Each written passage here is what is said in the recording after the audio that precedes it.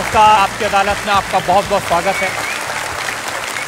आपकी अदालत में हम ऐसे लोगों को इनवाइट करते हैं जिनको लेकर जनता के मन में उत्सुकता रहती है, जिनसे लोग सवाल पूछना चाहते हैं, जिनके बारे में लोगों के मन में क्यूरियोसिटी होती है।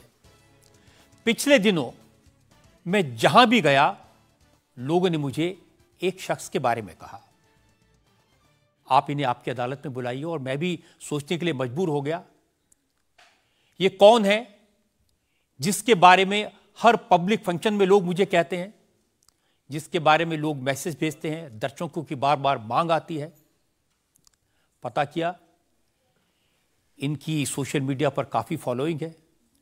जब ये अपने घर से बाहर निकलते हैं तो सड़क पर ट्रैफिक जाम हो जाता है, लाखों लोगों की भीड़ इकट्ठा हो जाती है। इस शख्स को आपकी अदालत में आमंत्रित कर रहा हूं। प्लीज वेलकम बागेश्वर धाम के प्रमुख धीरेन्द्र कृष्ण शास्त्री।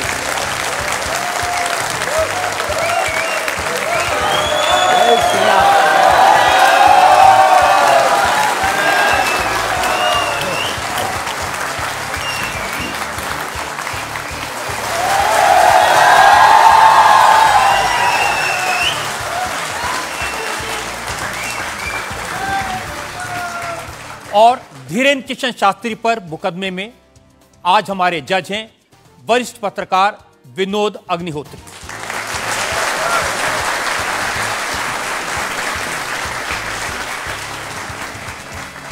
इससे पहले कि मुकदमा शुरू करें, इल्जामात सवालात का सिलसिला शुरू करें, आज के जज विनोद अग्निहोत्री की इजाजत चाहेंगे आज की कार्रवाई शुरू करने के लिए। इजाजत है मुकदमा शुरू करने की। और इससे पहले कि पहला इल्जाम लगे शास्त्री जी पर, एक नजर डालते हैं शास्त्री जी के लाइफ पर। आजकल पूरे देश में बागेश्वर धाम के प्रमुख धीरेन्द्र कृष्ण शास्त्री की बहुत चर्चा है। कोई उन्हें चमत्कारी कहता है, कोई उन्हें अंतर्यामी कहता है, कुछ लोग उन्हें पाखंडी कहते हैं, लेकिन धीरेन्द्र कृष्ण शास्त्री खुद को पक्का सनातनी बताते हैं। अब हिंदू एक हो जाओ, सनातनी एक हो जाओ, यही हम चिल्ला रहे हैं कब से। शक्ति का प्रभाव दिखाना यही हमारा उद्देश्य है। धीरेन्द्र कृष्ण शास्त्री का दावा है कि उनके ऊपर बजरंगबली की विशेष कृपा है। वो भक्तों का दुख दर्द सिर्फ अपने इष्ट तक पहुंचाते हैं।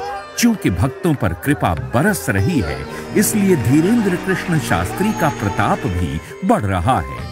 उनके भक्तों की संख्या अब लाखों में है। धीरेन्द्र कृष्ण शास्त्री सिर्फ 26 साल के हैं। साल 2 साल में ही बागेश्वर धाम के पीठाधीश्वर के रूप में वे विख्यात हो गए। अब बड़े बड़े मंत्री और अफसर भी उनके दरबार में हाजिरी लगाते हैं। धीरेन्द्र कृष्ण शास्त्री सबसे पहले नजरों में आए जब संस्कार टीवी पर उनकी भागवत कथा दिखाई जाने लगी। फिर वो चमत्कार भी दिखाने लगे। 21वीं सदी के इस कथावाचक के वीडियो आजकल हर मोबाइल में है।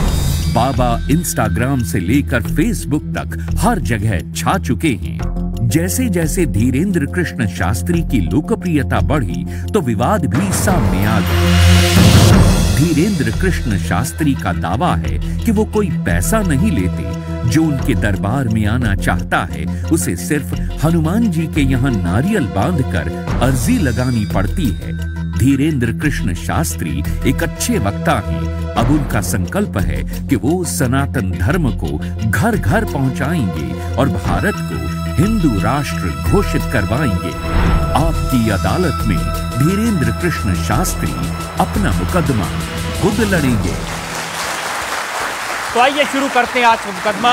आपकी अदालत में पहला इल्जाम धीरेन्द्र कृष्ण शास्त्री पर। आपकी अदालत में बागेश्वर धाम के प्रमुख धीरेन्द्र कृष्ण शास्त्री पर आरोप है कि ये पब्लिसिटी के लिए स्टंट करते हैं। शास्त्री जी, बहुत सारे लोगों ने मुझे कहा कि आपको आपकी अदालत में बुलाएं। सोशल मीडिया पर आपकी मैंने देखा बहुत लंबी चौड़ी फैन फॉलोइंग है, 40 लाख लोग आपको फॉलो करते हैं। बहुत सारे वीडियोस मुझे लोगों ने भेजे। आप सड़क पर निकलते हैं तो चारों तरफ भीड़ लग जाती है। तो एक वीडियो मैं जनता को दिखाना चाहता हूं जो आपके लोगों ने मुझे भेजा है।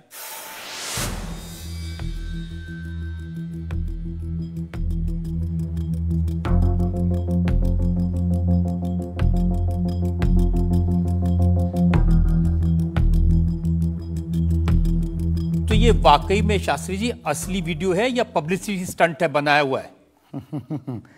लोगों की अपनी अपनी भावनाएं होती हैं, अपनी दृष्टि से देखने की।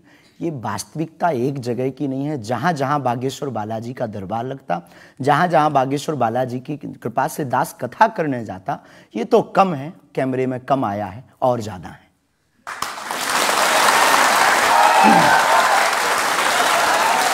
लेकिन 26 साल की उम्र में इतनी चर्चा, इतनी पब्लिसिटी, ऐसा क्या है आप में? जिसका गुरु बलवान होता है, चेला पहलवान होता है। जो लोग कहते थे ईश्वर नहीं होते या भगवान नहीं होते, हमारी दृष्टि में इस छोटे से गांव से, गढ़ा गांव, मध्य प्रदेश के बुंदेलखंड में एक छोटा गांव गढ़ा है। गढ़ा में रहने वाला एक छोटे परिवार का बालक धीरेन्द्र कृष्ण अगर यहां तक पहुंच सकता है बालाजी की कृपा से, तो भारत का प्रत्येक व्यक्ति भगवत कृपा से कहीं भी पहुंच सकता है। आपने ये नहीं बताया कि यहां तक कैसे पहुंच गए हैं। ये जो लोग हैं, जो फॉलो करते हैं, जो आपके बारे में इतनी बातें करते हैं, ये क्यों करते हैं? क्या है आप में? बागेश्वर बालाजी की कृपा वो सब पर है। लेकिन आप अगर कहेंगे, क्योंकि आपसे जीतना तो बड़ा मुश्किल है, हम पहले आपको साफ कर दें कि चूंकि आपका नाम तो रजत शर्मा जी है, लेकिन हम आपको दयालु नाम से, क्योंकि हमारी भारतीय परंपरा में बड़ों का नाम नहीं लेते, तो हम आपको दयालु कहकर संबोधित करेंगे, अगर बुरा ना लगे तो। नहीं, आप कुछ भी करिए। वैसे हम आपके यहाँ आज मेहमान हैं, तो ये हमारा अधिकार भी है। तो दयालु जी, हमारे ऊपर, सबके ऊपर बागेश्वर बालाजी की कृपा है, लेकिन हमने अपने गुरुदेव की जो चरणों की सेवा की, उस सेवा के माध्यम से ऋषि परंपरा की जो मंत्र विधा हमको प्राप्त हुई है, वो हमारे पास एक ऐसी अनूठी है जिससे पूरा विश्व की मंगल कामना भी करते हैं। पूरा विश्व अपनी समस्याओं के समाधान के लिए गुरु के नाते बागेश्वर धाम चला आता है। शायद इसीलिए लोग हमारे पास आते हैं। मैंने तो ये देखा कि जब से आप संस्कार टीवी पर आना शुरू हुए और लोगों ने आपके प्रवचन सुने, उसके बाद लोकप्रियता बड़ी तेजी से बढ़ने लगी। हाँ, ये कह सकते हैं माध्यम है, परंतु देखो साधन है, साध्य नहीं। दरबार 3 पीढ़ी से लग रहा, हमारे दादा गुरु जी भी लगाते थे, हम भी 11 साल से लगा रहे। नजर आपकी आज पड़ी है, तो अब इसमें, और हमें ये लगता है कि इसमें ये हमारी गलती नहीं है, देखने वाले की गलती है। बड़ी देर से देखा है हमें, हम तो पहले से ही गुरु कृपा से चमकदार थे। मुझे तो लग रहा है बहुत जल्दी देख लिया आपको, अभी तो आपकी उम्र ही कुछ नहीं है। हम उस परंपरा से हैं, जब 5 वर्ष की अवस्था में ध्रुव जी लीला कर सकते हैं, प्रहलाद जी लीला कर सकते हैं, तो हम 26 साल में क्यों नहीं लीला कर सकते? तो आपने क्या क्या लीलाएं की हैं? कोई ऐसी लीला नहीं की जिसमें हम फंसे, लेकिन आपकी अदालत में आए हैं, और आपके उसमें आप जो कह रहे हैं, तो हमारे जीवन में गुरु कृपा से जो जो किया सब सनातन के लिए किया, और केवल सनातन के लिए करें। लीला का मतलब ये, हम कोई ईश्वर नहीं है, हम कोई भगवान नहीं है। साधारण जैसे ये इंसान है, वैसे हम मानव हैं, हम में कोई अलग नहीं है। बस हमने अपनी परंपरा को ठीक से जाना, ये अलग है।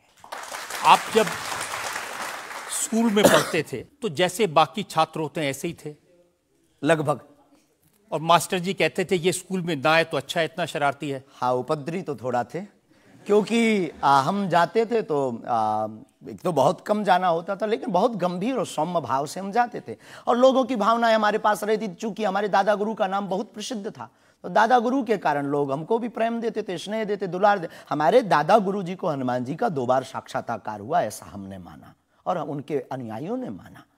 तो हम जब स्कूल में जाते थे, तो बचपन से ही बड़ी कृपा थी, तो लोग, बच्चे हमारे पास आते थे, सब क्लासें एक साथ हो जाती थी, 9वीं 10वीं 8वीं सब एक हो जाती थी, जिसमें हम बैठते थे। अच्छा महाराज जी बताइए हमारी कितनी परसेंटेज बन रही है?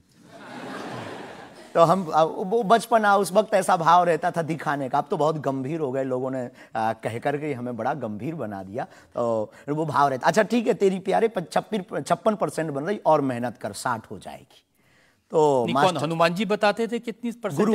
गुरु प्रेरणा हमसे कोई शक्ति बात नहीं करती है। कोई सामने नहीं हमारे पास बैठती है, हमें तो अनुभव होता है, प्रेरणा होती है, जो ऋषि परंपरा में प्रेरणा है, जो हमारे भारत में अनेकानेक महापुरुष, तो हमको प्रेरणा लगती है, ऐसा अनुभव होता है कि ऐसा होगा, जैसे हमें प्रेरणा लग जाती है कि ऐसा होगा, वो हम लिख देते हैं और इष्ट कृपा से और अपने इष्ट के प्रति आस्था से वो बात सत्य निकलती है। हमारा जीवन भी बड़ा अभाव से गुजरा। एक छोटी झोपड़ी रहती थी, वो भी झोपड़ी, कच्ची झोपड़ी, उसमें पिताजी रहते थे, हमारी माँ, हमसे छोटी बहन और उससे छोटा भाई, 5 लोग उसमें रहते थे। उसी में भगवान को स्थान था। दादा गुरुजी निर्मोही अखाड़ा से साधु थे, तो उन्हें परिवार से ज़्यादा मतलब नहीं था। तो बड़ा अभाव में गुजरा हमारा जीवन, बहुत विचित्र स्थितियों में गुजरा। लेकिन अभाव ने प्रभाव की महिमा बताई और आज प्रभाव ने हमें अभाव की महिमा बताई। तो आप कह रहे हैं कि जब छात्र थे तो साधारण छात्र थे, जैसे बाकी बच्चे होते हैं, वैसे आज घर परिवार वैसा था जैसे बाकी लोगों का होता है। कोई नई बात नहीं, कोई ऐसा, हम कोई ईश्वर नहीं है, हम संसार से कोई अलग से ब्रह्मा जी की फैक्ट्री से सेट नहीं भये। हम जैसे दुनिया है वैसे हम हैं। बस गुरु परंपरा और हनुमान जी की कृपा क्या होती है, शायद हनुमान जी ने और गुरु ने हमको चुना ये ललकार कर बताने के लिए, हमें लगता है हमारा। तो इस देश में तो बहुत सारे लोग हैं जो हनुमान जी के भक्त हैं, करोड़ों लोग। हाँ, मंगलवार को, शनिवार को मंदिरों में जाते हैं, व्रत रखते हैं, प्रसाद चढ़ाते हैं। तो हनुमान जी ने आपको क्यों पकड़ा? कुछ ज्यादा ही घनिष्ठता होगी हमारी, उनको ज्यादा मोहब्बत हम पर आई होगी। लेकिन इस करोड़ों लोगों में हनुमान जी के लाखों भक्त हैं। उन्होंने अपने लिए मांगा और हमने पूरी विश्व के लिए मांगा। इसीलिए हमें लगता है कि हम में और बाकियों में अंतर है। देखिए, आपने क्या मांगा, इसके कुछ वीडियोस मैंने देखे हैं। वाह। आप लोगों से कह रहे हैं कि आपके पास जितना चाहे दान दे दो, अपना मकान दे दो, फ्लैट दे दो, बंगला दे दो, घोड़ा दे दो, गाड़ी दे दो, सोना चांदी, बैंक, एफडी, मंगलसूत्र, अंगूठी, लुगाई लड़का छोड़ के सब मुझे दे दो।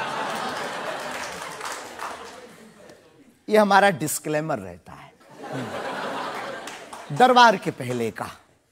लोगों को जो भावनाएं रहती हैं कि गुरु परंपरा के लोग और साधु लोग दरबार इसलिए लगाते हैं, भगवान को इसलिए रखते हैं कि ये कमाई का जरिया बनाते हैं। और हमने अपने दरबार में बैनर लगा करके, वो माइक पर ठोक करके बोलते हैं कि यहाँ किसी भी प्रकार का शुल्क, फीस, दक्षिणा नहीं लगता। पर अगर तुम शिष्य मानते हो अपने आप को और हम गुरु हैं, तो गुरु परंपरा के नाते अगर कुछ भी तुम दे दो, अगर आप भी इंडिया टीवी का ये हाउस हमारे नाम करें, हमें कोई दिक्कत, हमें कोई दिक्कत, और लेते भी हैं। लेना बुरा नहीं है, उपयोगिता बुरी है। लेकर के उसका सदुपयोग करते या दुरुपयोग करते। हम लेते हैं, कोई अगर देता है तो स्वीकार करते गुरु के नाते। हम उस परंपरा से हैं जहां अंगूठा तक दान गुरु को दे दिया जाता है, हम भी लेते हैं। कितना कमा लेते हैं? हमारी तो कोई फिक्स कमाई नहीं है, क्योंकि हमारी कोई कंपनी या बिजनेस नहीं है। कोई चढ़ा जाता है। हमारे पास करोड़ों सनातनियों का प्यार, लाखों करोड़ों लोगों की दुआएं, हजारों संतों का आशीर्वाद, इतनी कोई हमारी हिसाब कमाई किताब तो रखता होगा ना कि कितना पैसा आया। जितने सनातनी उतनी कमाई, हिसाब आप लगाओ।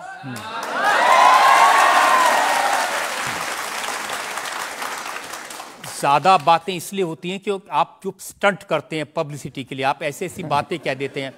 आप कहते हैं कि बिना वीजा के हनुमान जी रावण की लंका में घुस गए थे। ये जो मॉडर्न युवान भाई बहन है, इनको लंका प्रवेश के बारे में बताएंगे तो इनको ये लगता है कि ये घिसी पिटी बातें इनके दादा परदादा बताते रहे, ये बेचारे ऊब गए। इनको कुछ ऐसा चाहिए कि उस अध्यात्म से कनेक्ट हो पाए। और जैसे रावण ने मुझसे फोन पे बात की। हाँ, बिल्कुल, हम वही बोलने ही वाले थे। लगता है आज हमारी शक्ति आपके पास पहुंच गई। तो हमें आपको समझाना है, रावण से फोन का बात का मतलब सबके अंदर रावण बैठा है। कोई ऐसा दुनिया में नहीं जो गलत कृत्य देख रहा, गलत कर रहा और सच जानते हुए चुप है, वो रावण की दृष्टि का आदमी। तो हनुमान जी लंका गए। इसको इन युवानों को कैसे जोड़े? इन्हें तो वीजा, पासपोर्ट, फॉरेनर ये शब्द पता है। तो इनसे कनेक्ट करने के लिए हमारा अध्यात्म इतना विशाल और इतना अथाह है कि उसमें कुछ भी आप डाल दो वो आप सोच रहे हैं कि आपको अध्यात्म पता है, इनको नहीं पता। इस देश ऐसा की नहीं जनता हमने को कहा। आपसे ज्यादा अध्यात्म पता है। ऐसा हमने नहीं कहा। हमें अपने हिसाब का पता है, उन्हें अपने हिसाब का। वो अपने में श्रेष्ठ हैं, हम अपने में अब जो कोशिश कर रहे हैं विद्यार्थी। हमने ऐसा कभी नहीं कहा कि हम श्रेष्ठ हैं, और ये आरोप हमें नहीं लगता कि ठीक है। आपका ये कहना कि मेरे पास एक गधा है जिसमें वाईफाई है और वो प्लेन में भी वाईफाई चलता है, ये मजाक की बातें नहीं है। लोगों की दृष्टि से, भावनात्मक दृष्टि से देखा जाए तो ये बहुत गहरा विषय है। मजाक की दृष्टि से अगर कोई देखेगा तो देखो, जाकी रही भावना जैसी प्रभु मूलत देखी तिन तैसी। भगवान की कोई लीला को सिर्फ रास लीला को उठाते हैं, लेकिन हम तो महाभारत भी उठाते हैं।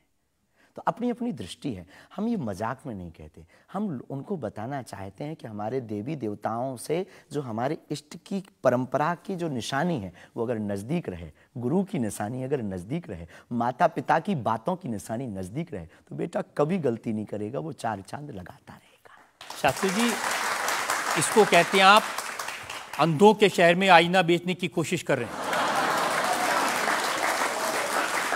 ऐसा हमारा भाव नहीं है, अपितु हमारा भाव ये है कि उस केवल वाईफाई को हम बताते नहीं, उसकी महिमा भी बताते हैं, और दरबार में आने वाले लोगों को उसकी महिमा का अनुभव भी कराते हैं। तो फिर वो जो बात मजाक की है ना, वो फिर अध्यात्म, आस्था, ईश्वर से जुड़ करके नास्तिक भी आस्तिक बन जाता है।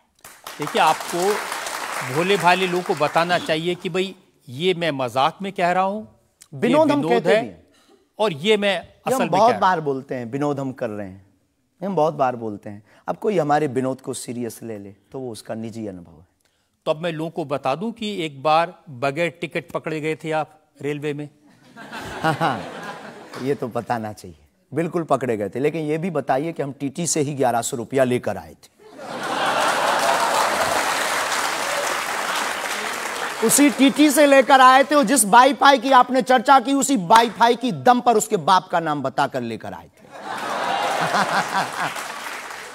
इसी तरह की बातें कह के ऐसे दिखाते हैं जैसे चमत्कार कर दिया, जैसे मेरे ऊपर हनुमान जी की बहुत कृपा हो गई, मैं भविष्यवक्ता हूं, और फिर जो भोले भाले लोग हैं वो प्रभावित हो जाते हैं। हमने कभी एक नहीं दावा किया कि हम चमत्कारी हैं। आज भी आपकी अदालत में हम कहते हैं कि हम कोई चमत्कारी नहीं है, हम कोई ईश्वर नहीं है, हम कोई महात्मा नहीं है, हम एक आम इंसान हैं।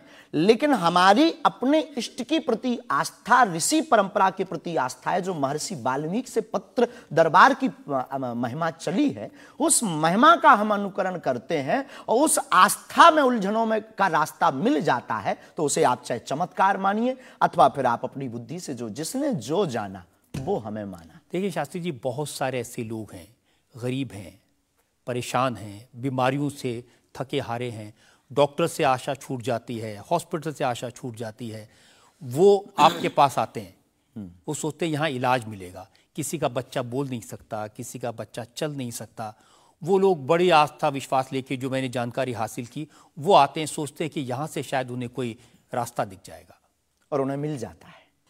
जो आते हैं श्रद्धापूर्वक आते हैं। देखो, जिंदगी में अगर वो परेशान है और डॉक्टर से परेशान होकर के या कहीं से भी निराश होकर के आया और उसे कुछ मिले ना मिले, हम ये तो नहीं कहते, जिसकी जितनी निष्ठा उसको उतना हमारे बागेश्वर बालाजी के दरबार में मिलता।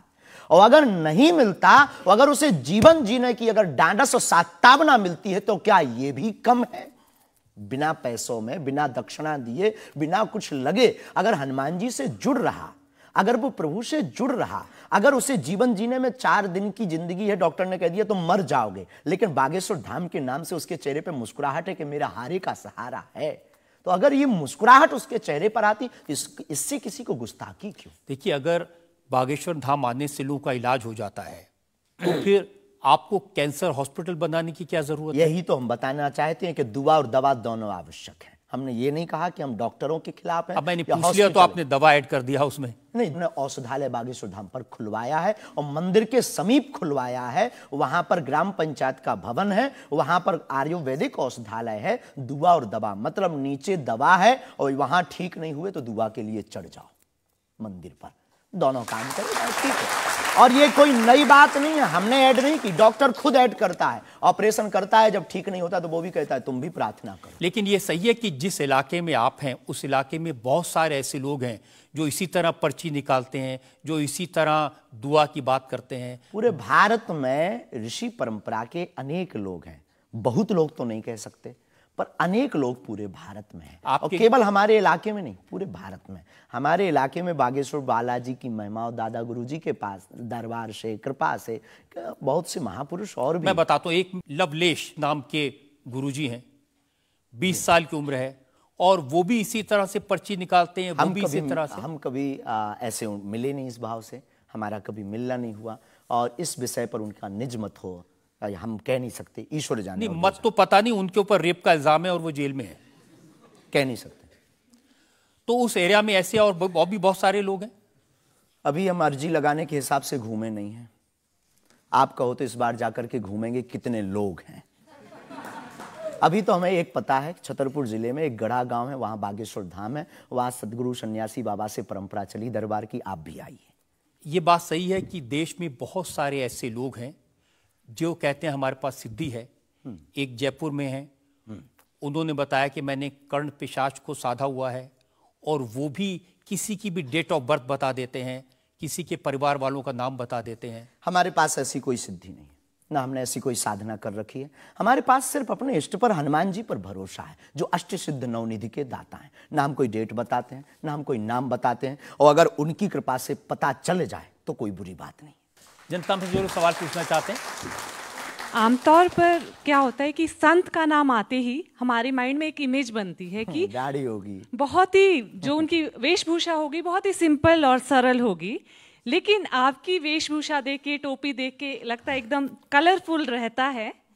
आपकी दुनिया ही रंगीन है तो साधु को भी रंगीन होना चाहिए। बहुत बढ़िया, बहुत बढ़िया। जब 7 रंगों की भरी दुनिया है माय डियर सिस्टर, 7 रंगों से भरी दुनिया है, तो मुझे क्या दिक्कत है। और हम कोई साधु नहीं, हम कोई महात्मा नहीं, ना हमने चोला ले रखा है। हम एक वर्ण व्यवस्था की बात नहीं करेंगे, हम एक गुरु के शिष्य हैं और आम इंसान हैं। और अगर कोई सरनेम पूछे तो हम शुक्ल वंशीय सरयूपारी ब्राह्मण हैं। तो जो 7 ब्राह्मणों की वेशभूषा है वो हमने धारण की, गुरु के नाते हमने ये पादुका अपनी एक परंपरा को निर्वाहन करने के लिए धारण की। और टोपी कोई आया तो दे गया, अगर आप कुछ दो बहन हमें तो वो भी स्वीकार है।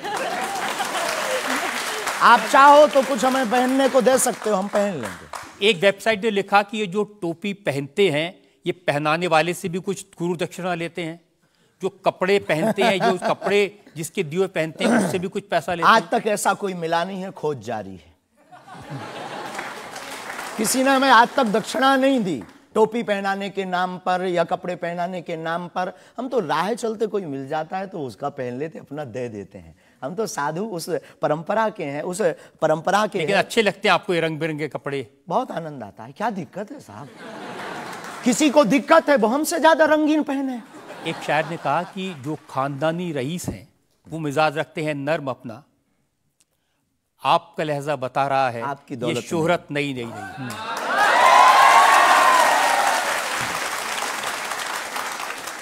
लोगों को लगता है, हमें लगता है कि हमारे जीवन में न हमें धन प्रिय है, न मान प्रिय है, न सम्मान प्रिय है, हमें हनुमान प्रिय है। और हमने जब से जन्म लिया तब से हम धनवान हैं, क्योंकि हमारे हनुमान हैं। और दुनिया का प्रत्येक हनुमान भक्त धनवान है जिसके जीवन में हनुमान है। और वो निर्धन है इस दुनिया में जिसके जीवन में भगवान नहीं, वो निर्धन है। और अगर बाप हनुमान हो और धनवान हनुमान हो और उनका भक्त अगर रंगीन ना हो, पीला लाल ना हो, जब हनुमान जी लाल देह लाली से हो सकता तो लाल पगड़ी क्यों नहीं हो सकती? ये मुझे पता चल गया है कि आप इसी तरह की डायलॉग बाजी करके ही इतने पॉपुलर हुए हैं। लेकिन एक ब्रेक के रुकेंगे और ब्रेक के बाद आपकी अदालत में धीरेन्द्र कृष्ण शास्त्री पर जनता के इल्जामात और सवालात का एक और दौर। हम सनातन धर्म के कट्टर हैं और सनातन का विरोध हमें मुसलमानों से डर नहीं है, ना पादरियों से, ईसाइयों से, अपने में भी रहने वाले कुछ जयचंदों से भी डर है जो सनातन का विरोध कर रहे हैं। हम उनके खिलाफ भी बोलते हैं। आप मुझे बताइए कि आपकी अदालत में अब आप किसको बुलाना चाहते हैं? कटघरे में किसको बिठाना चाहते हैं, मुझे व्हाट्सएप करिए 93,505,93,105। जितनी जल्दी आपके सजेशन आएंगे, सुझाव आएंगे, उतनी जल्दी हम मिलेंगे आपकी अदालत में।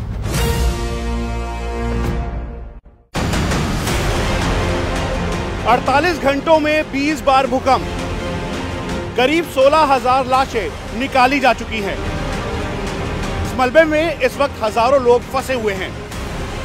रेस्क्यू ऑपरेशन और लोगों के मौत को हराने वाले इमोशंस। एक तस्वीर इंडिया टीवी पर। आपकी अदालत फिर नंबर 1, जब देश के कानून मंत्री किरण रिजिजू पहुंचे कटघरे में। आपने कहा कि जजेस को सोच समझकर बोलना चाहिए, आप जुडिशरी को कंट्रोल करना चाहते हैं। सबसे ज्यादा लोगों ने देखा आपकी अदालत, देश की पहली पसंद, आपकी अदालत। कैमरा ऑन कर। हमारी इंडिया टीवी की गाड़ी थी जिस पर हमला हुआ है।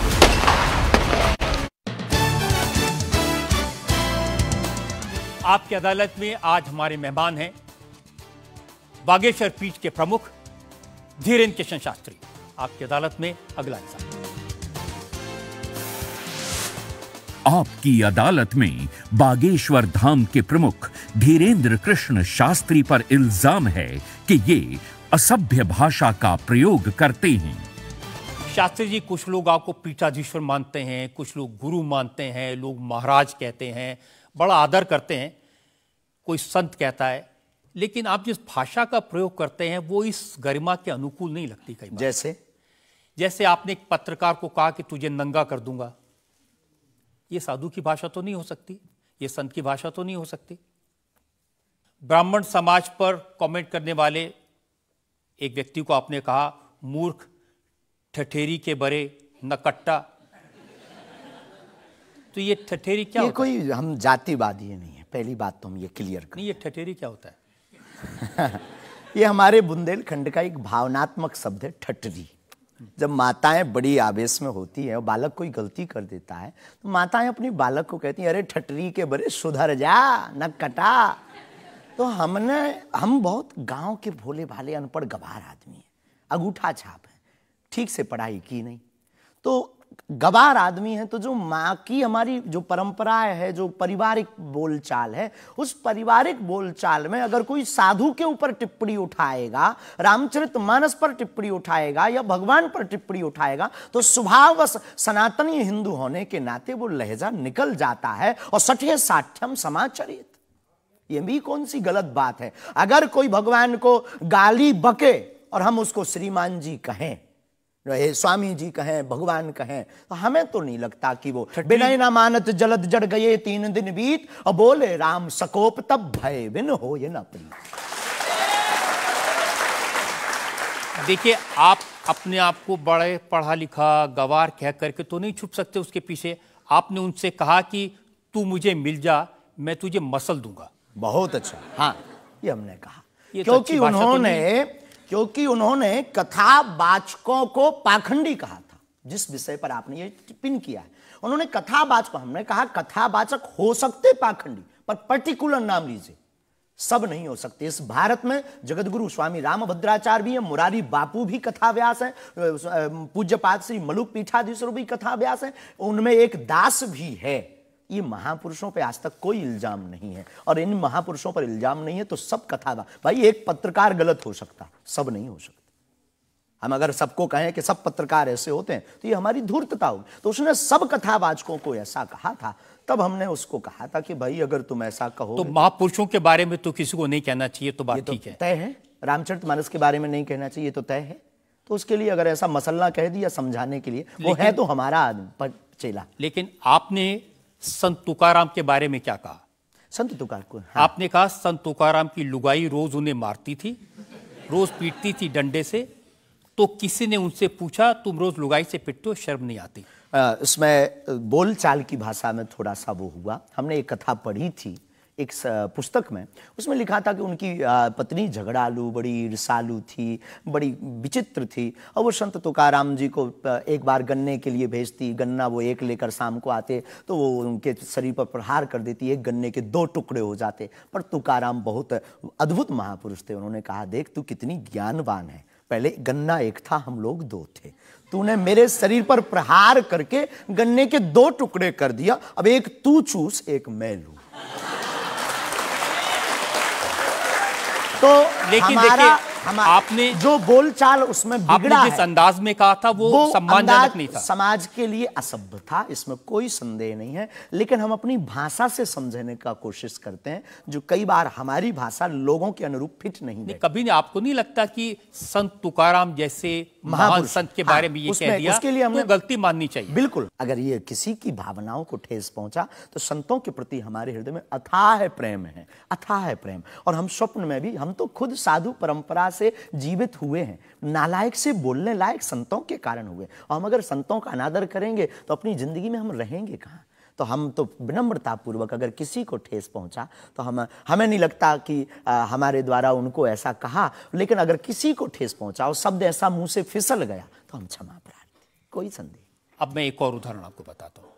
अच्छा किया कि आपने क्षमा प्रार्थना की, करना ही चाहिए साधु संतों के बारे में, अगर गलती से मुंह से कुछ निकल जाए, बहक करके अगर हो जाता तो कोई दिक्कत। आप बात कर रहे थे साईं बाबा के बारे में, और आपने कहा कि हमने सुना वो चांद मियां निकले। हाँ, सुना।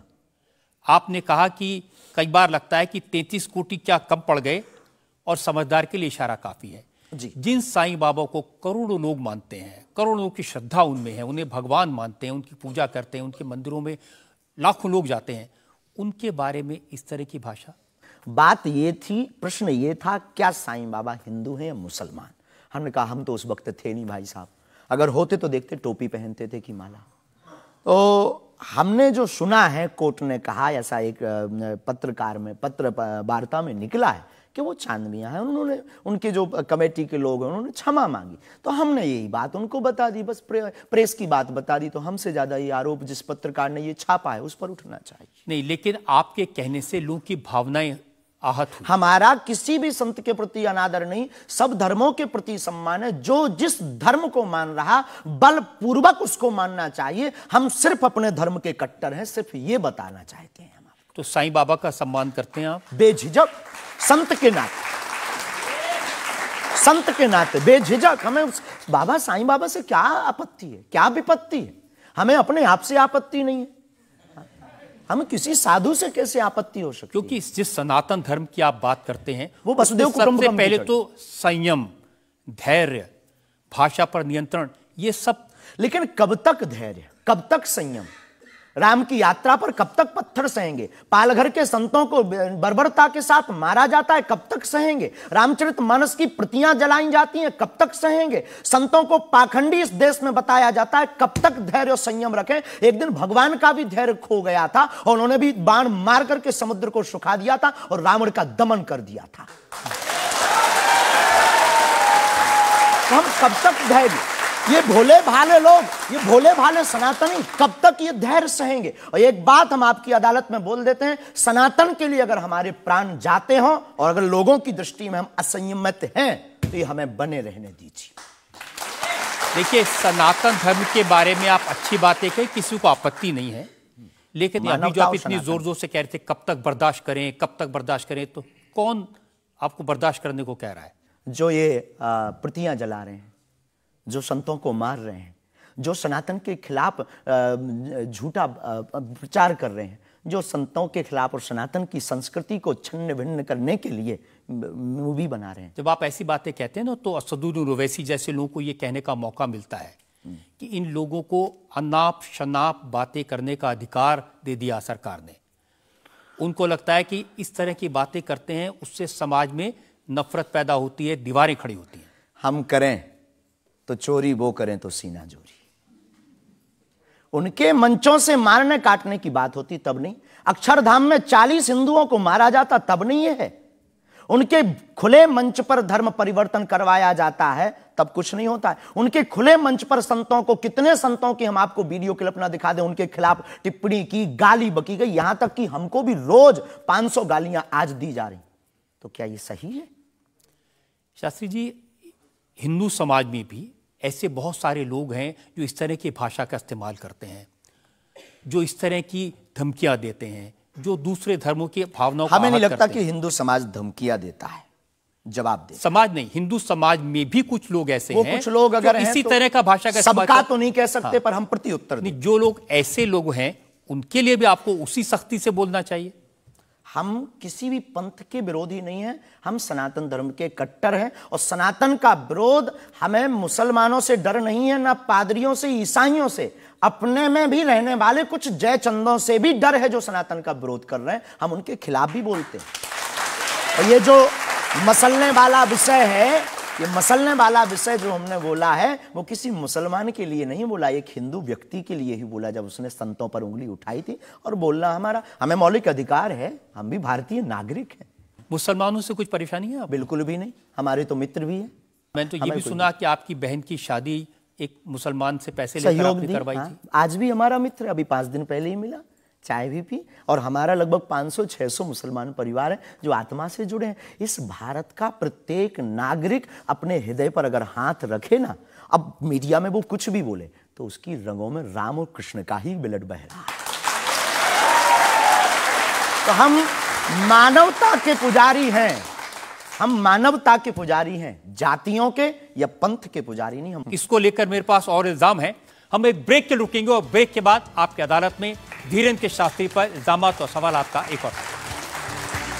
चाहे जी से लगी जी जरा हो गया, चाहे हरि से लगी जी हरा हो गया। अब एक ही चाहे हमको चाहिए, वो अगर चाहे हनुमान जी तो फिर क्या चाहिए।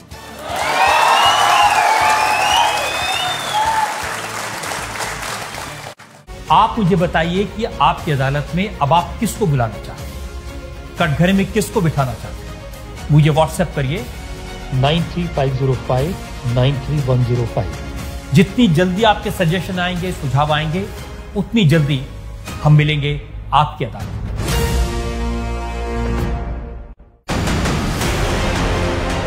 48 घंटों में 20 बार भूकंप, करीब 16,000 लाशें निकाली जा चुकी हैं। इस मलबे में इस वक्त हजारों लोग फंसे हुए हैं।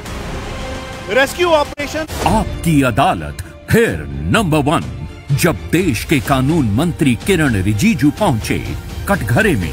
आपने कहा कि जजेस को सोच समझकर बोलना चाहिए, आप जुडिशरी को कंट्रोल करना चाहते हैं। सबसे ज्यादा लोगों ने देखा आपकी अदालत, देश की पहली पसंद आपकी अदालत। Welcome back. आपकी अदालत में आज मुकदमा चला रहे हैं धीरेन्द्र कृष्ण शास्त्री पर। आपकी अदालत में अगला इल्जाम।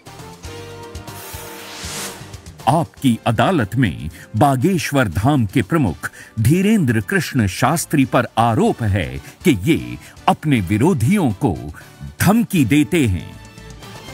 शास्त्री जी, सुना है कि विरोधियों को धमकी दे रहे थे आप, लेकिन आजकल आपको भी धमकियां मिलने लगी हैं। आपको भी लोग कह रहे हैं कि जान को खतरा है। हाँ, ये कोई नई बात नहीं है। इस भारत में जब जब भी सनातन की बात किसी ने पुरजोर तरीके से उठाई है, तो उसको मिटाने के लिए और उसको डिगाने के लिए तरह तरह के स्वांग और षड्यंत्र, तरह तरह के प्रायोजित ढंग से उसको फंसाने के उपाय किए गए हैं। लेकिन सिर पर सीताराम, फिकर फिर क्या करना।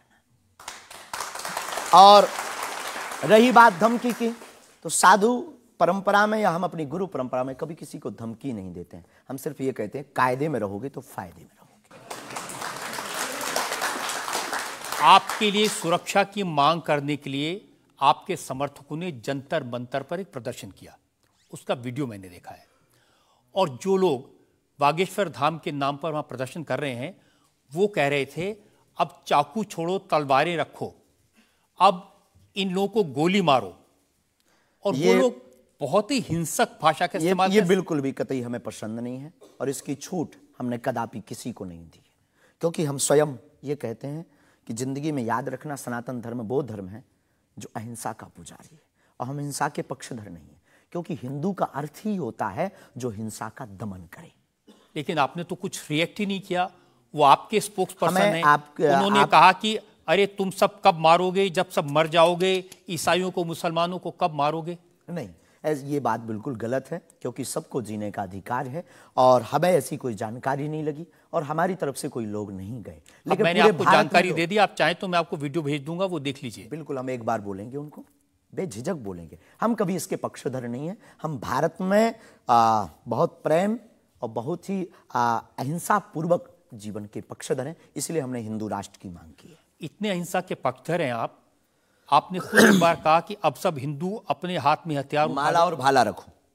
ये तो हमारी देवी देवताओं के भी हाथ में, प्रत्येक भगवान के हाथ में, किसी के हाथ में मुगदर है, त्रिशूल है, उनसे भी लोगों को आपत्ति होगी जिन्हें दिक्कत है।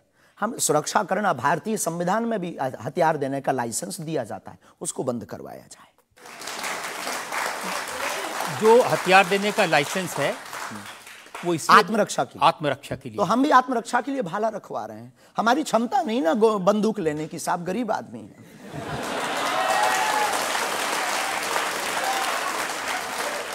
जब आप इस तरह की बातें करते हैं ना, तो फिर सवाल ये उठता है कि आपकी सुरक्षा के लिए टैक्स पेयर क्यों पैसा दे, जनता क्यों पैसा दे? आप इस तरह की बातें करेंगे, भाला की बात करेंगे, बंदूक की बात करेंगे, गोली की बात करेंगे, तो धमकी मिलेगी। हाँ मिलेगी, लेकिन हमने कभी बंदूक की बात नहीं की, हमने भाला और माला की बात की। और रही बात सुरक्षा की, तो प्रत्येक नागरिक की सुरक्षा करने की जिम्मेदारी भारत सरकार की है और हमें अपने इष्ट और भारत की सरकार पर भरोसा है, वर्तमान सरकार पर भरोसा है। साधु संत के तुम रखवारे, असुर निकंदन राम दुलारे, एक तो हमारा पहला भरोसा ही है। हमारे इष्ट हमारे हनुमान जी है और हमारा ये धमकी नहीं है। और बार बार मरना नहीं, एक बार बचना नहीं, तो डरना किस बात का?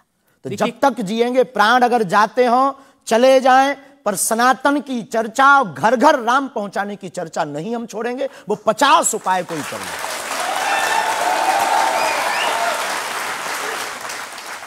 कोई ना कोई डर तो है। आप कहते हैं कि मैं अब बुलडोजर खरीदने वाला हूं, हिंदुओं एक हो जाओ, पत्थर मारने वालों पर बुलडोजर चलाओ। ये भी हमारा अहिंसात्मक बयान है, पूर्ण अहिंसात्मक। बुलडोजर कब से अहिंसात्मक हो गया? वाह, ये कुआं खोदने के भी तो काम आता है। तो हमने कहा कि अगर राम की यात्रा पर कोई पत्थर फेंकेगा तो बचाने के लिए भाई बुलडोजर खरीदो, और अगर किसी को अपनी शरीर की दिक्कत है या किसी को अपने पंथ को दिक्कत है, वो क्रेन खरीद ले, हमें क्या दिक्कत है? हम कोई रोक नहीं रहे हैं, लेकिन अभी हमारे पास इतना रुपया नहीं आया कि हम बुलडोजर लें, और अगर आप लोग सहयोग करेंगे तो हम रख लें। देखिए, ये डायलॉग मारना अच्छा है, डायलॉग नहीं, लोगों को मजा भी आता है। गुरु की परंपरा के अनुसार हम सिर्फ एक बात बताते हैं। हाँ, लोगों को डायलॉग लगता है। कैसे गुरु हैं जिनकी परंपरा में कभी भाला, कभी बुलडोजर, और फिर कहते हैं मैं अहिंसा की बात करता हूं। ये हमारी ऋषि परंपरा है, ये भगवान राम की परंपरा है। अच्छा, भगवान राम के टाइम पर बुलडोजर आते थे, भगवान राम धनुष बाण लिए थे। अब थोड़ा टेक्नोलॉजी बढ़ गई है, तो टेक्नोलॉजी के हिसाब से हमें भी बदलना चाहिए। परिवर्तन प्रकृति का नियम है। क्या करेंगे बुलडोजर का? आत्मरक्षा।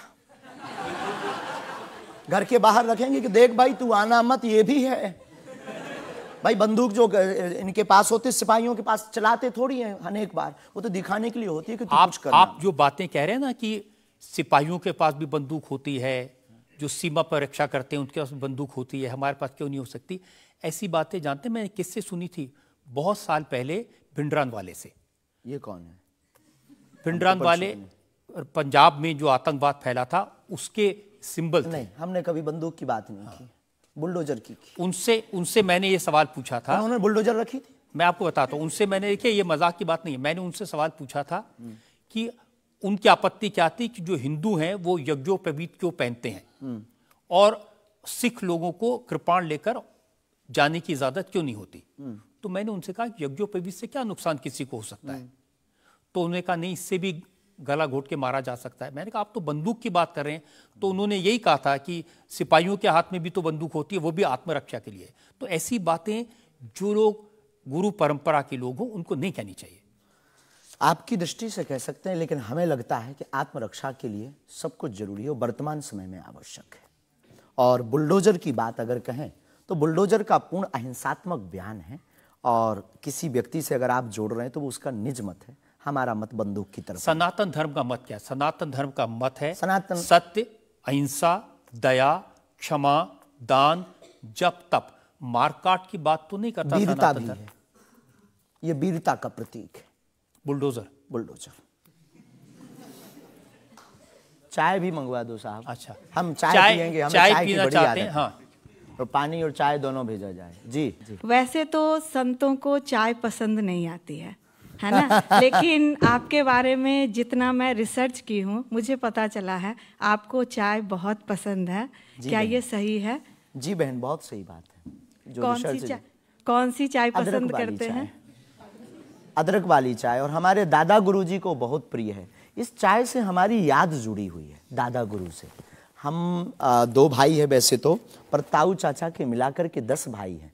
और हम जब दादा गुरुजी के पास जाते थे तो सब ऐसे ही बैठते थे। तो दादा गुरुजी बहुत सिद्ध महापुरुष, बहुत कम बोलते थे, महापुरुष थे। तो वो चाय पीते थे तो अपनी जूठी चाय, खूब ये जो नरेली है, इसकी आधी चाय हमको देते थे। तो हमारे जीवन में हमें ये लगा कि ये नालायक से बोलने लायक गुरु के इस प्रसाद के कारण बना है। और प्रत्येक, इसके पीछे एक और रहस्य है, प्रत्येक बालक को अपनी परंपरा को छोड़ना नहीं चाहिए, चाहे किसी भी लेवल पर पहुंच जाए। शायद ये भी सूत्र है। शुरुआत जहां से हुई, गुरु से शुरू जिसका जीवन हुआ, उसे कुछ भूलना नहीं चाहिए। इसलिए हम भूले नहीं, ये शायद हमें लगता कि हमारी अच्छी आदत है। चाय बुरी आदत, क्षमा कीजिए। युवानों से प्रार्थना है, मत पीना, हम नहीं रुकेंगे।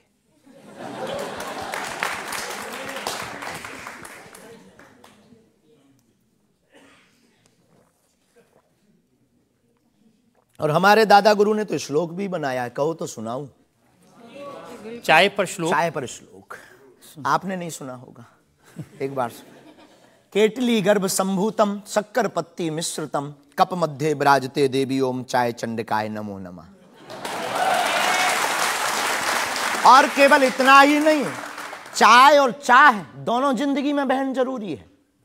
चाय हमारे लिए जरूरी है क्योंकि हमें लगता कि चाय से गुरु की याद आती है, और जिससे ईश्वर की याद आए वो बुरी चीज भी अच्छी है। और चाह, परमात्मा को पाने की चाह भी जिंदगी में बहुत जरूरी है। जिसके अंदर ईश्वर को पाने की चाह होती, वो आदमी भी नंबर 1 का होता। चाह पैसों से आनों में आती रही, चाह आनों से रुपया बनाती रही, चाह रुपयों से नोट बुनाती रही, चाह नोटों से कोठी चुनाती रही, चाह कोठी में मोटर मंगाती रही, चाह मोटर से होटल में जाती रही, चाह होटल में बोतल खुलाती रही, चाहे क्या क्या ना करती कराती रही। चाहे मोटर से होटल में जाती रही, चाहे होटल में बोतल खुलाती रही, चाहे क्या क्या ना करती कराती रही, चाहे पाली जिन्होंने वो पीले हुए, चाहे छोड़ी जिन्होंने वो रसीले हुए, चाहे जी से लगी जी जरा हो गया, चाहे हरी से लगी जी हरा हो गया। अब एक ही चाहे हमको चाहिए, वो अगर चाहे हनुमान जी तो फिर क्या चाहिए।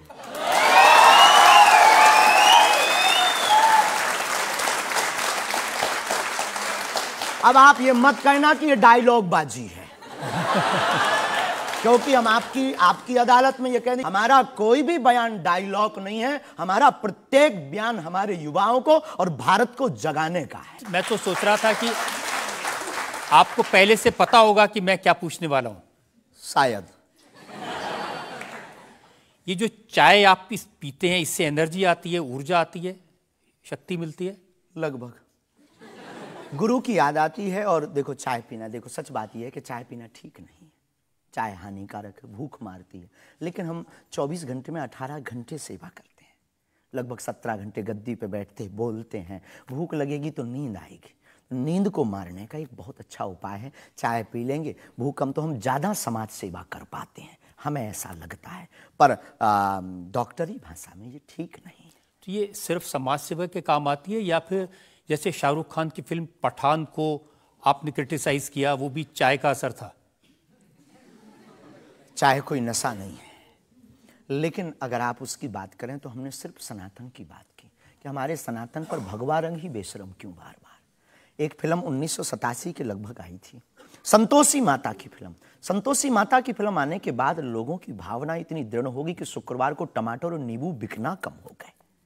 और अगर आप सनातन के खिलाफ, आपको याद होगा, और अगर सनातन के खिलाफ कोई मूवी बनाओ तो मंदिरों में, भगवान के चरणों में और माता पिता और गुरु के प्रति आस्था लोगों की कम हो जाएगी। इसलिए बार बार हमारी संस्कृति, हमारे सनातन और हमारे भगवान राम को टारगेट ना किया जाए। देखिए, बिना देखे आपने फैसला कर लिया कि वो भगवान राम को टारगेट किया गया है, सनातन को टारगेट किया गया है। भगवा रंग तो देखने की जरूरत ही नहीं है, खून ही भगवा है। रंग से किसी धर्म को जोड़ना ये तो ठीक नहीं। ये देश तिरंगे का देश है और तिरंगे में तीनों रंग हैं।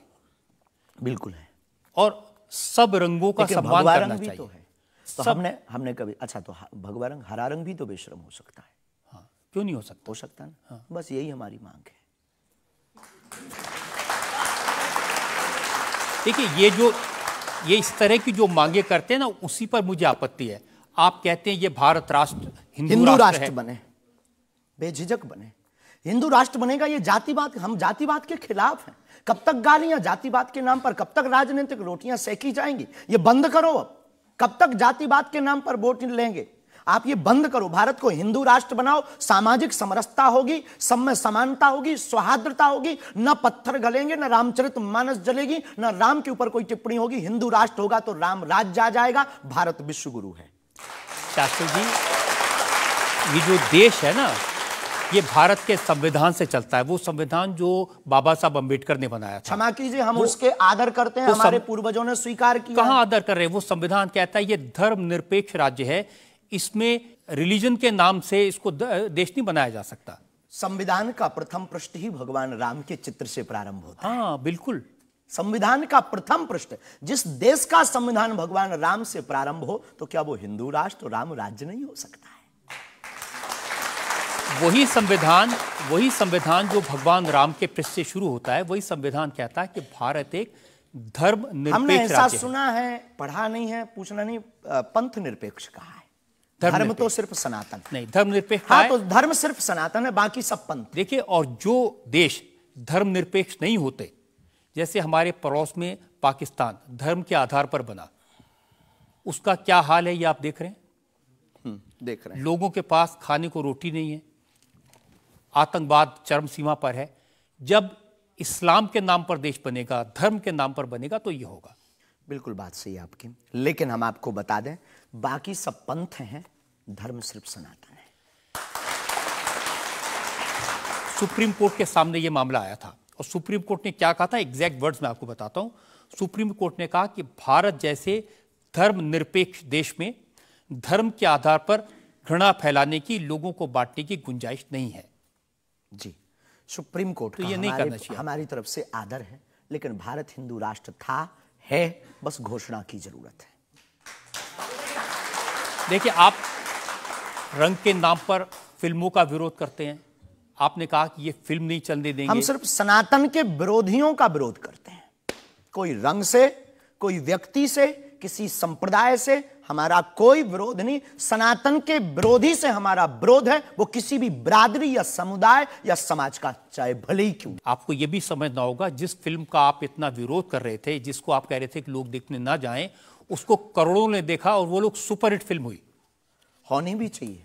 हमने सुना सुधार भी किया है, और सुधार करके कोई करे तो फिल्मों से हमारा कोई विरोध नहीं है, क्योंकि वो एक कला है और कला के प्रति हमारा सम्मान है। नहीं, लेकिन आप तो बार बार, कभी आप आमिर खान की फिल्म का जिक्र करते हैं, कभी क्योंकि वो पीके वाली मूवी बना करके भगवान को गाल पर चिपका करके शंकर जी को बाथरूम में बंद करता है।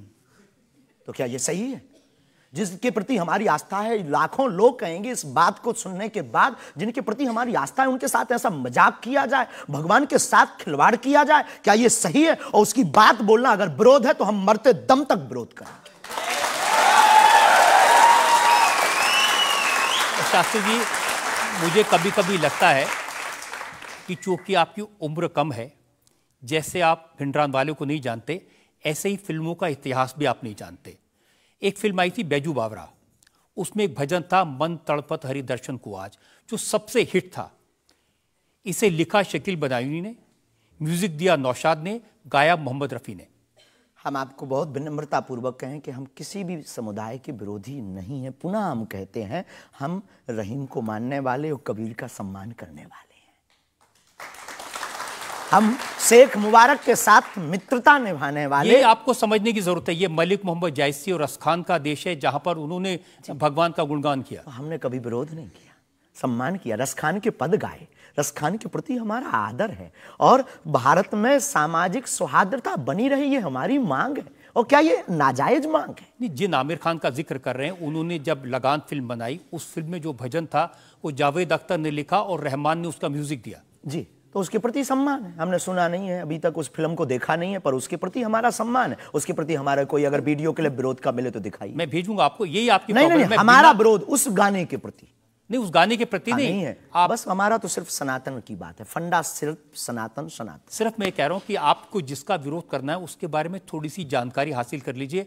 आपको न मिले तो मुझसे पूछ लीजिए। बहुत अच्छा है, अब आगे से ये कोशिश करेंगे, लेकिन सनातन के लिए पूछ नहीं पाएंगे। सनातन पर उंगली उठाएगा तो इधर से भी डायरेक्ट सीधा सा होगा। ऐसा लगता है कि जैसे आपने सनातन धर्म के नाम पर धमकियां देने की दुकान खोल ली है। अगर किसी को यह धमकी लगती है तो उसे लगना चाहिए, क्योंकि प्रत्येक भारतीय नागरिक को बोलने का अधिकार है और हमें भी बोलने का अधिकार है सनातन के लिए, क्योंकि हमारा जन्म सनातन के लिए हुआ, हमारा जीवन सनातन के लिए है और हम मरेंगे भी सनातन। बोलने पर आपत्ति नहीं है, हम धमकी देने पर आपत्ति है। हम धमकी नहीं देते, हम सिर्फ ये कहते हैं कायदे में रहो तो फायदे में रहो। ये भारत राम का देश है, बस हम कायदा सिखाते हैं और गुरु का काम है कायदा सिखाना, धमकी नहीं। गुरु क्या डांट करके धमकी देता है? गुरु धमकी, अगर कुम्हार मटका बनाता है तो भीतर से हाथ भी तो लगाता है। तो हम तो गुरु परंपरा के हैं, तो गुरु के नाते हम समझाते हैं, माय डियर, मेरे प्यारे, सनातन के लिए मत बोलो।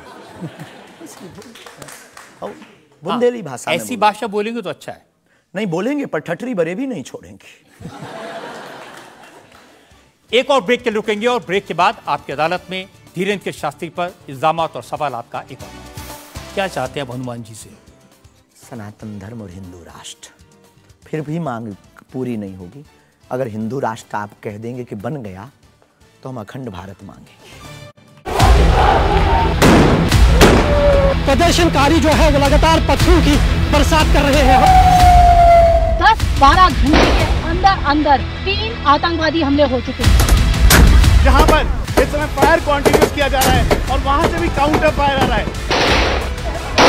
6 घंटे से ज्यादा का समय बीत चुका है और मुठभेड़ अभी भी जारी है। आप देख सकते हैं। 18 सालों से सच की बेबाक आवाज, इंडिया टीवी। Welcome back. आपकी अदालत में आज हमारे मेहमान हैं बागेश्वर पीठ के प्रमुख धीरेन्द्र शास्त्री। आपकी अदालत में अगला इल्जाम। आपकी अदालत में बागेश्वर धाम के प्रमुख धीरेन्द्र कृष्ण शास्त्री पर इल्जाम है कि ये दुष्प्रचार करवाते हैं। देखिए, एक उदाहरण मैं आपको देना चाहता हूं। YouTube पर मैं देख रहा था, एक वीडियो है आपका, और उस वीडियो को देखने से ये इंप्रेशन आता है कि जैसे प्रधानमंत्री नरेंद्र मोदी आपके दरबार में आए, और एक नहीं 3 ऐसे वीडियो हैं बागेश्वर धाम ऑफिशियल चैनल पर। अब आपके समर्थकों ने बनाया, मैं आपको दिखा देता हूं, आप बताइए कि वो आपका है क्या नहीं। बागेश्वर धाम सरकार पहुंचे पीएम मोदी, तो क्या मोदी जी भी बागेश्वर धाम सरकार के भक्त हो गए हैं? आए दिन बागेश्वर सरकार के पास नेताओं की भीड़ लगी रहती है, जिसमें प्रधानमंत्री नरेंद्र मोदी जी का नाम भी शामिल है, जो कुछ दिन पहले ही बागेश्वर धाम सरकार के दर्शन करने पहुंचे थे। और कहा जाता है कि कुछ दिन पहले नरेंद्र मोदी जी भी बागेश्वर धाम सरकार से अपनी अर्जी लगवाने आए थे। तो आइए सुनते हैं स्वयं पंडित धीरेन्द्र शास्त्री से।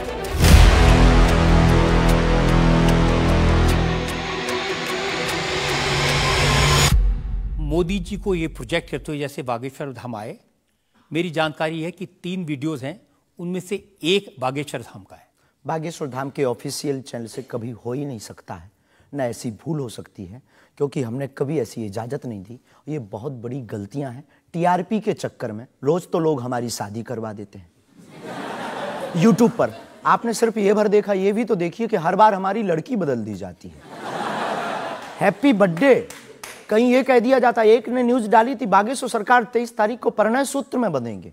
संतों के फोन आने लगे। तो ये सिर्फ मीडिया पर, चूंकि बागेश्वर धाम बहुत सर्च हो रहा, और हनुमान जी भला सर्च हो क्यों ना, हनुमान जी तो लोगों की श्वास में, ये पवन पुत्र हैं। तो लोग बागेश्वर धाम बालाजी के नाम से सर्च करते हैं, तो लोगों को जो कुछ यूट्यूब वाले हैं, सब नहीं, कुछ यूट्यूब वाले हैं जो अपनी व्यूअरशिप बढ़ाने के चक्कर में इस प्रकार का कुकृत्य करते हैं, जो दुष्प्रचार है। और बागेश्वर धाम ने इस पर अनेक बार कार्रवाई भी की, उनके खिलाफ नोटिस भी भेजा, और अनेक बार डिस्क्लेमर भी बागेश्वर दरबार में हमने दिया है कि किसी भी प्रकार की भ्रामक जानकारी से बचें। धाम का इस प्रकार से कोई भी लेना देना नहीं है, ये खुद की निजता के साथ वो बेफुजूली के कार्य कर रहे हैं, और बागेश्वर धाम इसके लिए कानूनी कार्रवाई भी करवाएगा। शास्त्री जी, प्रधानमंत्री को लेकर इस तरह की वीडियो बागेश्वर धाम के नाम से जाएं, तो आपको नहीं लगता कि ये भोले भाले लोगों के लिए मिसलीडिंग है? लोग ऐसी बातों पर भरोसा कर लेंगे। धाम से तो हुआ नहीं, कोई कर रहा हो तो खबर नहीं है,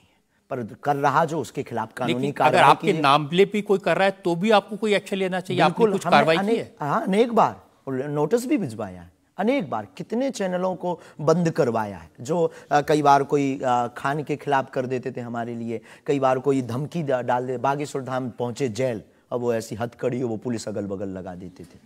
तो इनसे हमारी आपके सोच से भी प्रार्थना है, इसको बहुत देखा जाएगा, आपकी अदालत को जब भी देखा जाए, इस प्रकार की भ्रामक जानकारी से बचें। हम इस प्रकार, कोई भी हमारा दरबार या कथा प्रदर्शन का विषय नहीं है, हमारी कथा और दरबार दर्शन का विषय है। तो आपकी तरफ से मोदी जी के वीडियोस को लेकर के क्या कार्रवाई की गई? इसमें अभी इसकी हमें आज पता लगा है कि मोदी जी का बना है। पूर्व में हमको वो जेएलएल वाला बताया था, हमें इसका ज्ञान नहीं है, लेकिन हम जाते ही तुरंत आपकी अदालत के बाद लीगली कार्रवाई FIR अपने अमुक थाने पर करवाएंगे। अच्छा, इसके अलावा और भी बहुत सारे वीडियोस हैं। देवेंद्र फडणवीस का है, मनोज तिवारी का है, ये भी फर्जी वीडियो है। अरे नहीं, ये तो आए थे, इनके मत करवा दियो ना ना ना, ना। देवेंद्र फडणवीस जी भी आए थे, मनोज तिवारी हमारे बहुत प्रिय शिष्य हैं, वो भी आए थे, और बहुत आए हैं, पर मोदी जी नहीं आए हैं।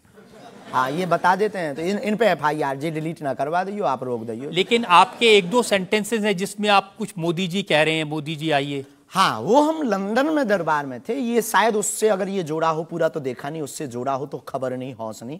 मोदी जी वो जहाँ लंदन में राम कथा हम कर रहे थे, तो श्री राम मंदिर के, सनातन मंदिर के जो प्रमुख हैं वो एक मोदी जी हैं, और वो भी गुजराती हैं। तो वो दरबार में बैठे हुए थे, किसी कारण उनकी व्यवस्था के कारण प्रशंसा के लिए उनका जिक्र आया, तो लोगों ने शायद वो कट करके उठाया हो, हमारे स्मरण में ऐसा है। लेकिन ये भी गलत है, ये भी अपराध है, वो भी ऑफिशियली बिना लीगली सहमति लिए बिना आप कोई भी वीडियो शेयर या वो नहीं कर सकता, ऐसा कुछ नियम है, तो ये भी गलत है। मैं आपको बताऊं शास्त्री जी, मैंने 40 साल हो गए मुझे पत्रकारिता में, ऐसे बहुत सारे उदाहरण मैंने देखे हैं। चंद्रा स्वामी को उदाहरण देखा था, वो नरसिम्हा राव के साथ उनकी तस्वीरें, राजीव गांधी के साथ उनकी तस्वीरें, जॉन मैकेंद्रो के साथ तस्वीरें, लिज टेलर के साथ, ये अंतर्राष्ट्रीय ख्याति प्राप्त लोग हैं, और वो ये तस्वीरें दिखाकर अपनी दुकान चलाते थे, और वाकई में जो दुनिया के बड़े बड़े लीडर्स थे उनसे उनकी पहचान थी। ब्रुनई के सुल्तान उनके शिष्य बन गए थे इसी वजह से। अफ्रीकन कंट्रीज के प्रेसिडेंट थे मोबुतू, वो उनके शिष्य बन गए थे। हमारा कभी भी भाव, कोई आवे सब सम्मानीय है, हमारा ये भाव नहीं है कि हम आपकी फोटो दिखा करके लोग हमको माने। देखो, आप हमारी मीडिया पर प्रचार कर सकते हो, पर अगर दम नहीं होगी, सत्यता नहीं होगी, तो व्यक्ति एक बार आएगा, लौटकर कभी नहीं आएगा, आपको भी गाली देगा, हमको भी गाली देगा। तो ये माध्यम हो सकते हैं, साधन हो सकते, साध्य नहीं। तो हमारा ऐसा भाव नहीं, क्योंकि हमारे पास जो है वो खुली किताब है, ऊपर से नीचे तक, और हम कभी ये नहीं चाहते कि लोग देखें। अब कोई देख रहा तो वो उनकी दृष्टि और उनकी आंख है, हम तो सिर्फ ये चाहते हमें हमारा परमात्मा हनुमान जी देखे, बस। क्या चाहते हैं आप हनुमान जी से? सनातन धर्म और हिंदू राष्ट्र। फिर भी मांग पूरी नहीं होगी। अगर हिंदू राष्ट्र आप कह देंगे कि बन गया, तो हम अखंड भारत मांगेंगे।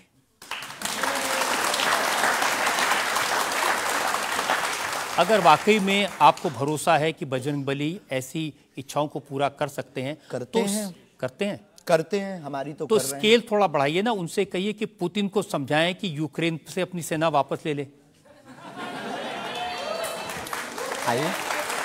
ये तो अंतर्राष्ट्रीय, क्योंकि उससे जो यूक्रेन क्रिश्चियन मुल्क है उनको पता चलेगा कि सनातन धर्म की शक्ति कितनी है। हम अपनी तरफ से प्रतिदिन विश्व में कल्याण हो, विश्व में शांति हो, ये अर्जी लगाते हैं। और हनुमान जी ने रावण को भी समझाया था, मान जा, भगवान है, वापस कर दो जानकी माता को।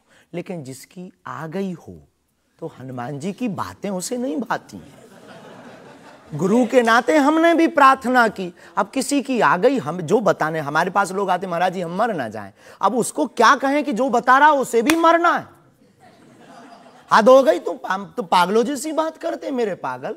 लेकिन हम श्रीमान जी बड़ी विनम्रता पूर्वक कहें कि अगर आपको लगता है तो आपको अर्जी लगाने एक बार बागेश्वर धाम। नहीं, ये अर्जियां लगाने का काम तो आपका है, मेरा नहीं है।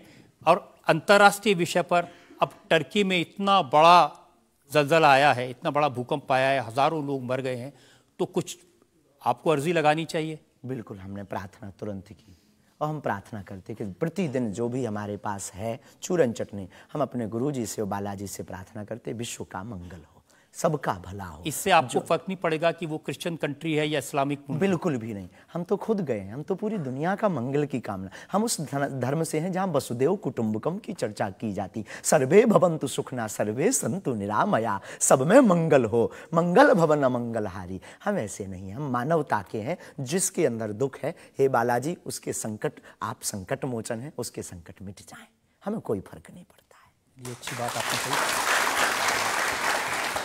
हम एक ब्रेक के रुकेंगे और ब्रेक के बाद सुनेंगे आपकी अदालत में आज के जज विनोद अग्निहोत्री का फैसला आज के मुकदमे पर।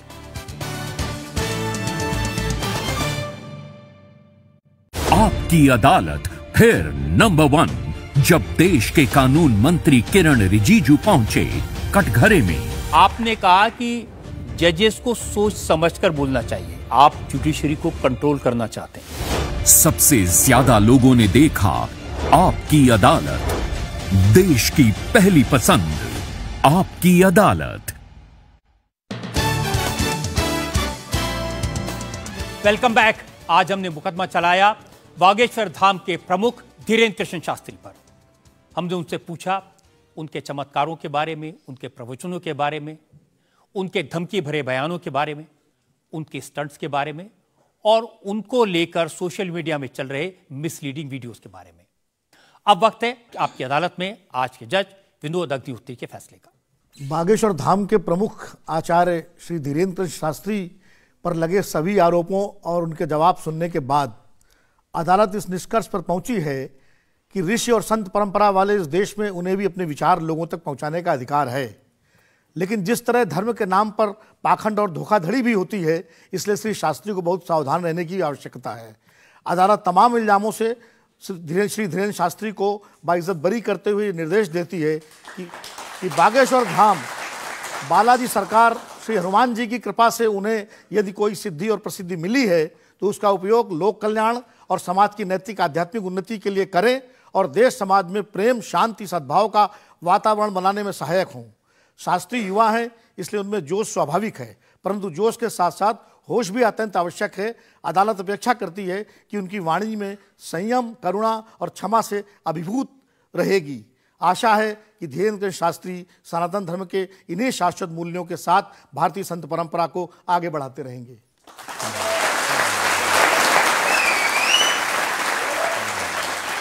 इस विश्वास के साथ कि हमारे जज साहब ने जो हिदायत दी है धीरेन्द्र शास्त्री उसका पालन करेंगे, संभल कर रहेंगे और समाज में किसी भी तरह की भ्रांतियां न फैलें, इसका ध्यान रखेंगे।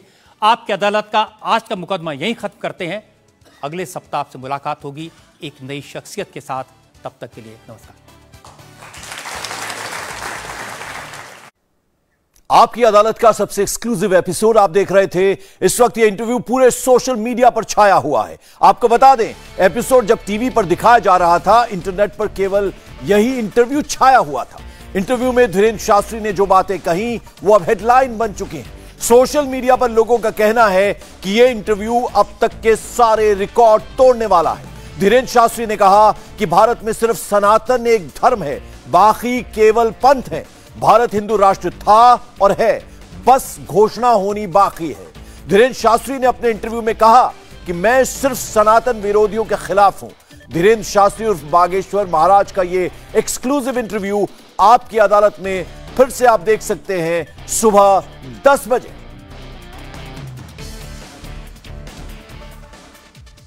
यहां रुक रहे हैं एक छोटे से ब्रेक के लिए। ब्रेक के बाद देखिए तुर्की के भारत ने कुछ और देर पहले क्या बड़ी मदद भेजी है।